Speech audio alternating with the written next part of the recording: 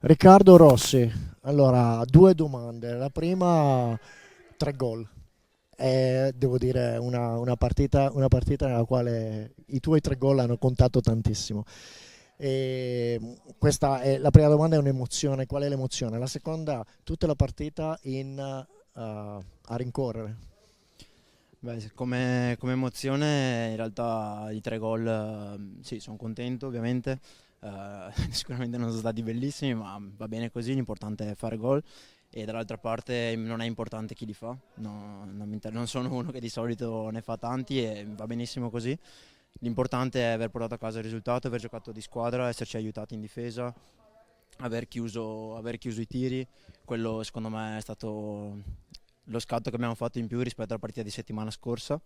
E il fatto di rincorrere sicuramente non è facile, perché se conduci una partita sicuramente hai un attimo più il polso del gioco, puoi giocare più tranquillo, però le partite sono così, e una insegui, una sei avanti, e quindi ecco. È comunque un grande merito.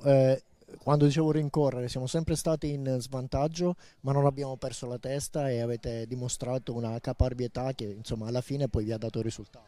Sì, sì, infatti come dicevo, quello che conta alla fine è il risultato, e per fortuna siamo riusciti ad allungare la serie. Cercheremo di fare tutto per chiuderla mercoledì in settimana e insomma salvarci, raggiungere il nostro obiettivo. E alla fine appunto non è stata sicuramente la miglior partita dell'anno dal punto di vista tattico e tecnico, però quello che importa è stato il gruppo, il carattere e quello che abbiamo lasciato tutto in pista. E adesso qualche giorno per recuperare, allenarsi e concentrarsi per la partita a Sarzano. In bocca al lupo. Grazie.